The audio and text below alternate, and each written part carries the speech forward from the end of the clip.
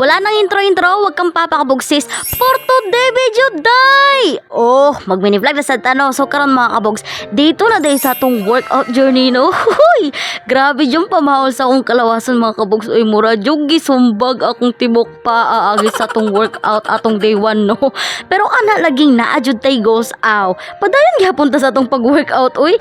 Asa ra gud ng sakit ug makita nato ang resulta pohon di ba sa sinugdanan raman jud ng sakit mga kabogs. Mas sakit pa og makita nako nga naa siya lain. Hoy! Bitaw uy kay galeg day man tas atong day 1. Syempre magpa-abs na pud ta karon no kay lagi na agyapon tay bilbil mis ka nagadayet na ta. Di man jud dayon na mawala. Hala sige birada. 3 sets 12 birthday akong ginahimo sa akong mga workout mga kabogs no. Ug di jud ay siya sayon.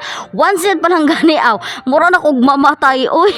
Unsay gi-enter pero syempre di jud ta mo surrender no. Padayon gihapon ta uy. Bag-o pa ganita nagsugod mo undang na dayon ta di na magsilbi. Maunang ikaw diha kung gahuna-huna ka nga kapoy na i-workout always lang jud huna-huna unsa imong reason nganong mag-workout ka unsa imong goals para mas mupadayon ka. Syempre dili lang man pud para sa atong goals ang pag-workout kay lagi ganahan ta manindot atong lawas. Aside ana naaman pud siya benefits especially sa atong kalusugan di ba? Maunang di jud paluya-luya og padayon rata sa atong workout journey. Hoy! Kani nga dumbbell akong gamit mga kabogs 15 pounds each day ni. So pwede na jud kaayo basta lang consistent lang jud ta sa atong pag-workout no. Sa mga nagplano de ay mo palit og dumbbell ibutang nako sa comment section ang link maunang pagpalit na mo para masugdan na sad ninyo inyong workout journey. Hoy!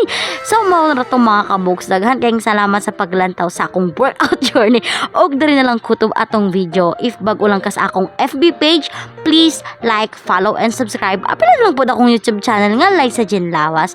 O diba, daghang kayong salamat. See you on my next vlog. Bye.